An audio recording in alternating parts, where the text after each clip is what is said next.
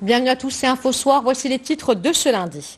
Près de 40 pays du continent participent à Marrakech à la conférence ministérielle sur l'appui de l'UA au processus politique des Nations Unies sur le différend régional au sujet du Sahara marocain. Les participants ont insisté sur la primauté du processus onusien dans la gestion de la question. Tarfaya renforce ses infrastructures de base pour améliorer le cadre de vie de ses habitants et préserver son environnement. La ville fait actuellement l'objet d'un programme de mise à niveau, des réalisations d'un coût de plus de 800 millions de dirhams. Les pluies sont rares et les conséquences se font sentir. Le retard des précipitations commence à impacter les récoltes de céréales et de légumineuses. Dans la région de Berchid, les agriculteurs scrutent le ciel dans l'espoir de pluies salvatrices. C'est un lieu culturel emblématique de la ville, la Cinémathèque de Tanger. Cette institution qui a ouvert ses portes il y a 13 ans vient de se doter d'une salle d'archives pour la mise en valeur de la mémoire cinématographique. Ce nouvel espace a vu le jour grâce à un don de l'ambassade des États-Unis. Madame, Monsieur, bonsoir. Près de 40 pays africains réunis à Marrakech. Les travaux de la conférence ministérielle africaine sur l'appui de l'UA au processus politique des Nations Unies sur le différend régional au sujet du Sahara marocain se sont ouverts avec la participation de 37 pays issus des 5 sous-régions du continent. Les participants ont insisté sur la primauté du processus onusien dans la gestion de la question du Sahara en excluant tout processus parallèle. Reportage Amina Ben Khalq et Hicham Behlaouen. Une minute de silence en hommage aux victimes du cyclone Idai. C'est par ce message de solidarité africaine que démarre cette conférence ministérielle. Elle réunit 37 chefs de diplomatie, responsables et ambassadeurs du continent pour parler de la décision de l'Union africaine adoptée en juillet dernier. Elle insiste sur l'exclusivité des Nations Unies dans l'examen de la question du Sahara. La décision 693 adopté par nos chefs d'État et de gouvernement à Nouakchott en juillet 2018 sur la question du Sahara, contribue assurément à installer la sérénité dans les travaux de l'UA.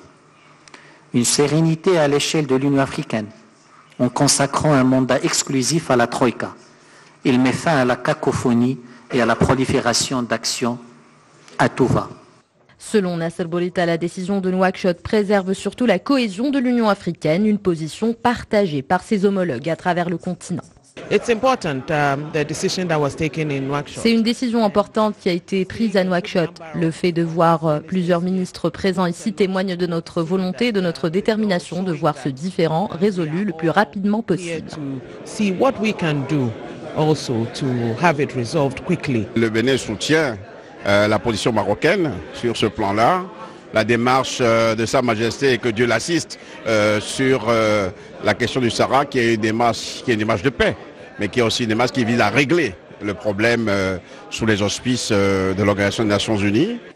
Pour ces ministres, le rôle de l'Union africaine est d'appuyer les efforts des Nations Unies et non de compromettre ou de concurrencer les démarches du secrétaire général et de son envoyé personnel.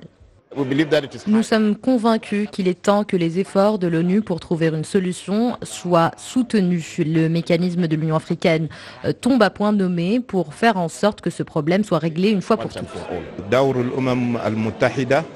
Le rôle des Nations Unies est crucial. Il faut éviter tout éparpillement dans la recherche de solutions à cette question. Selon Nasser Bourita, en replaçant la question du Sahara dans son cadre idoine qui est l'ONU, le Maroc veut immuniser l'organisation panafricaine de toute tentative de la dévier du chemin de l'unité, une unité prônée par le Royaume depuis son retour au sein de sa famille institutionnelle il y a plus de 2 ans. Et en marge de cette conférence, le ministre des Affaires étrangères, Nasser Bourita, a eu plusieurs entretiens, notamment avec son homologue centrafricaine et le chef de la diplomatie du Gabon. Les détails dans ce reportage de Adil Bouzkri, Hassan Houban et Amina Ben Khalq. C'est en marge de la conférence ministérielle africaine que Nasser Bourita s'est entretenu avec plusieurs de ses homologues du continent. Durant ces tête-à-tête, les chefs des diplomaties gabonaises et centrafricaines ont exprimé leur approbation du rôle de soutien que peut apporter l'Union africaine au processus onusien, un rôle qui a été fixé à Nouakchott à travers l'adoption de la décision 693 par les chefs d'État et de gouvernement de l'Union. L'engagement de l'Union africaine à partir de cette résolution, cette décision 693 tenue à Nouakchott est un encouragement, une motivation particulière. Je ne peux que me réjouir davantage parce que la République centrafricaine a également été appuyée par les Nations Unies dans le cadre de l'initiative de l'Union africaine qui a donné lieu à la signature d'un accord le 6 février dernier à Bangui. L'Union africaine, quant à elle, doit venir en appui des initiatives qui seront amorcées au niveau des Nations Unies pour une solution durable. Donc pour nous, c'est un débat qui ne se pose pas. C'est une décision qui a été prise et qu'il faut respecter. Le ministre des Affaires étrangères a également coprésidé avec son homologue béninois la 6e session de la grande commission mixte de coopération entre les deux pays. Plusieurs accords ont été signés dans les domaines de la justice, de l'énergie ou encore des affaires islamiques. Il a également été question de la position de Porto-Novo au sujet du Sahara. C'est une position constructive, c'est une position d'amitié, c'est une position également qui est conforme aux résolutions du Conseil de sécurité, aux résolutions de l'Union africaine, notamment la résolution de Nouakchott. Nous avons toujours considéré le Bénin parmi les appuis du Maroc. Au cours de cette rencontre, le chef de la diplomatie béninoise a réitéré la conviction constante de son pays exprimée lors de la visite royale en 2004, une conviction qui appelle à une solution politique aux différends régionaux du Sahara marocain. Nous restons à Marrakech où sont également réunis les ministres africains de la Finance. Durant 2 jours, ils vont examiner les politiques fiscales nécessaires à la mise en œuvre de la zone de libre-échange continentale, mais aussi poser les jalons d'une meilleure intégration des économies africaines. Reportage Emmanuel et Mohamed Najib, le récit est de Mehdi Boukhari. Le digital, nouveau levier de croissance de l'économie africaine. De nouvelles technologies qui devront accélérer la compétitivité des acteurs privés africains, d'optimiser la gestion des finances publiques et d'accélérer les échanges commerciaux entre Africains. Une priorité parmi d'autres évoquée lors de la session inaugurale de cette 52e conférence des ministres africains des finances. C'est une occasion de renforcer les relations avec ces organismes continentaux, ainsi que de consolider notre coopération économique avec les pays africains présents ici à Marrakech. Ces sessions de 2 jours permettront aux ministres africains d'examiner les politiques nécessaires à la mise en œuvre de la zone de libre-échange continentale africaine. Ils devront également se pencher sur les priorités de l'agenda 2063 de l'Union africaine. C'est une session qui va se pencher sur ce que la numérisation, toutes les nouvelles technologies peuvent apporter à nos États pour booster la politique budgétaire, mais également pour booster les échanges. Pour attirer des investisseurs, il est impératif de disposer d'une infrastructure compétitive et de qualité. Aujourd'hui, les pays du continent doivent joindre leurs efforts afin d'améliorer les infrastructures du continent. Des feuilles de route d'émergence économique de l'Afrique basées sur le renforcement du commerce et des infrastructures. Le continent qui affiche un déficit chronique en matière d'infrastructures de base, chiffré à près de 120 milliards de dollars par an. Le défi est aujourd'hui de surmonter cet obstacle afin d'asseoir cette intégration économique africaine. Au Mozambique, le bilan du cyclone Idai continue de s'alourdir. Plus de 400 morts selon le ministre de l'Environnement en visite à Beira, ville particulièrement touchée, située dans le centre du pays. Pour la remettre sur pied, les habitants se mobilisent. Une grande partie de la ville est toujours sous les eaux, ce qui fait craindre des risques d'épidémie. Le Mozambique a donc déclenché un plan sanitaire d'urgence.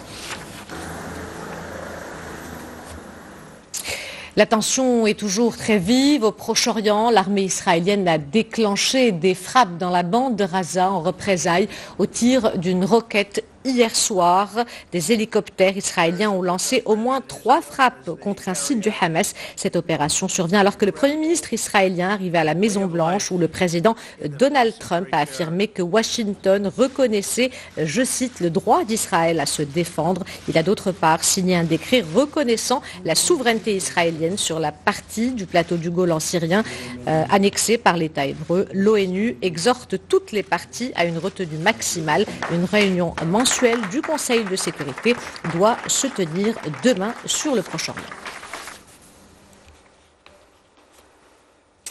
Retour au Maroc, direction Tarfaya, qui renforce ses infrastructures de base pour améliorer le cadre de vie de ses habitants et préserver son environnement. La ville fait actuellement l'objet d'un programme de mise à niveau qui prévoit notamment des travaux d'assainissement, d'éclairage public et de restructuration des quartiers sous-équipés, des réalisations d'un coût de plus de 800 millions de dirhams. Reportage Youssef Wichou sur un récit de Rislan Taïbi. La ville de Tarfaya s'est transformée depuis quelques semaines en une forêt de grues. Célèbre dans le monde entier en tant qu'escale de ravitaillement des lignes de l'aéropostale, cette cité de 8000 habitants s'offre un lifting total. Coût de l'opération, 800 millions de dirhams. 63 millions ont été débloqués pour le goudronnement des routes, le drainage des eaux pluviales et l'installation de 370 réverbères. C'est le raccordement des foyers à l'eau courante qui est le plus budgétivore du programme. Il nécessitera à lui seul 750 millions de dirhams. Je sens que la ville est en train de changer positivement. L'assainissement des eaux est un service élémentaire pour nous. C'était une priorité. 10 mois, c'est la durée de ce bain de jouvence que prend la ville où Antoine de Saint-Exupéry avait vécu et qui est connu aussi dans le monde entier pour son parc éolien le plus grand en Afrique. Un mot à présent sur les prévisions météo avec ce bulletin spécial. De fortes rafales de vent et des vagues dangereuses sont attendues demain et mercredi au nord du royaume. Le niveau d'alerte est orange à rouge à Saïdia, Nador, Cap Spartel, Asela et l'Arish. Des vents forts, mais pas de pluie. Le retard des précipitations commence à impacter les récoltes de céréales et de légumineuses. Dans la région de Berchid, les agriculteurs attendent les pluies salvatrices avec impatience. Reportage à Omar Ajrari, le récit est de Samia Halis. Nous sommes dans la région de Berchid. Ici, le retard des pluies semble avoir affecté les récoltes céréalières et légumineuses. 70% des 112 000 hectares semés risquent d'être compromis. Le manque de pluie a bien sûr eu une influence sur les récoltes de blé. Bien sûr, ceux qui ont les moyens d'irriguer peuvent s'en sortir. Les autres vont l'utiliser pour nourrir leur bétail. Mais si des précipitations arrivent, la situation va s'améliorer. Il risque d'y avoir un problème pour les terres non irriguées. Pour les récoltes hivernales, il y a encore de l'espoir. La région a enregistré 240 mm de précipitations, mais mal réparties sur l'année. Seuls les agriculteurs bénéficiant d'un système d'irrigation vont pouvoir sauver leur récolte. Il existe des diversités régionales. Dans certaines régions, bénéficiant de la rosée matinale et respectant les normes techniques, pour ce qui est des légumineuses et des terres irriguées, la situation peut être supportable.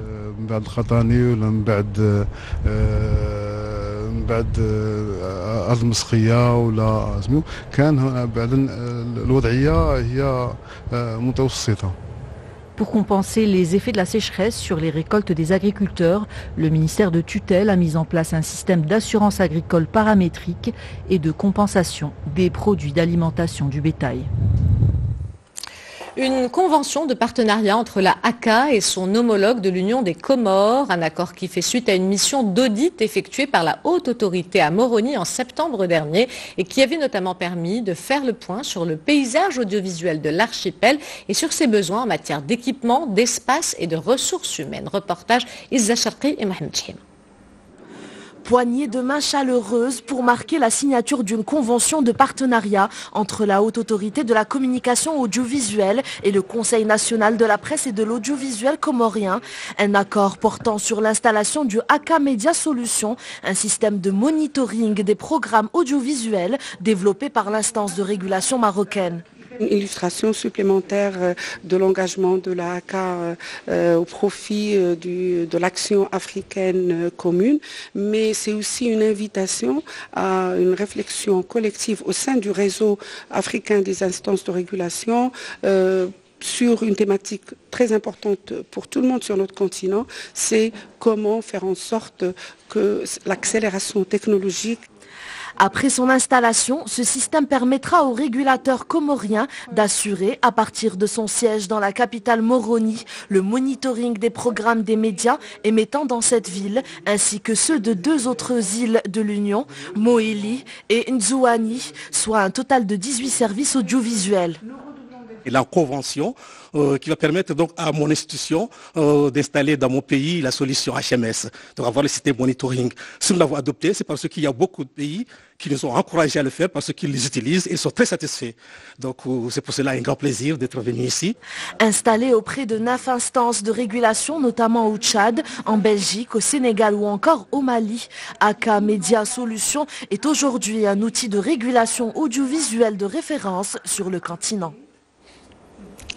On peut y retrouver la riche histoire audiovisuelle du Maroc, la Cinémathèque de Tanger, ce lieu culturel emblématique de la ville qui a ouvert ses portes il y a 13 ans, vient de se doter d'une salle d'archives pour la mise en valeur de la mémoire cinématographique. Ce nouvel espace a vu le jour grâce à un don de l'ambassade des États-Unis. Reportage Farid Reitou, le récit est de Salima Pep.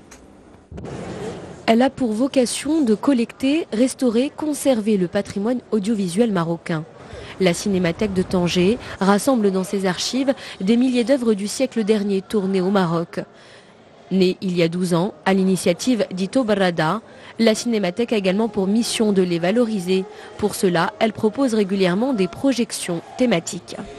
C'est un lieu de conservation, c'est un lieu où l'histoire du cinéma est racontée parce qu'on montre des cycles de films marocains, de films étrangers.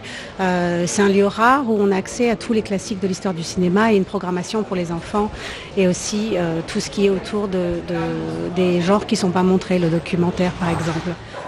Garder une trace, un souvenir du temps qui passe. Une ambition partagée par l'ambassade des États-Unis. Un fonds des ambassadeurs de la préservation culturelle a été mobilisé pour aider la Cinémathèque à restaurer ses archives. C'est un fonds qui est sponsorisé par le département d'État et qui vise à préserver les vieux films, les archives du Cinémathèque pour les préserver enfin de l'humidité et tout ça pour qu'on puisse les voir dans les décennies, dans les centenaires, pourquoi pas, à venir. De quoi permettre également à la Cinémathèque de Tanger d'anticiper sur l'avenir et d'ajouter à ses mémoires en images des œuvres plus contemporaines qui deviendront à long terme elles-mêmes des archives patrimoniales, témoignage d'une époque. Avant de nous quitter, je vous rappelle l'une des principales informations de ce journal. Près de 40 pays africains réunis à Marrakech, les travaux de la conférence ministérielle africaine sur l'appui de l'UA au processus politique des Nations Unies sur le différend régional au sujet du Sahara marocain se sont ouverts avec la participation de 37 pays issus des 5 sous-régions du continent. Les participants ont insisté sur la primauté du processus onusien dans la gestion de la question du Sahara en excluant tout processus parallèle.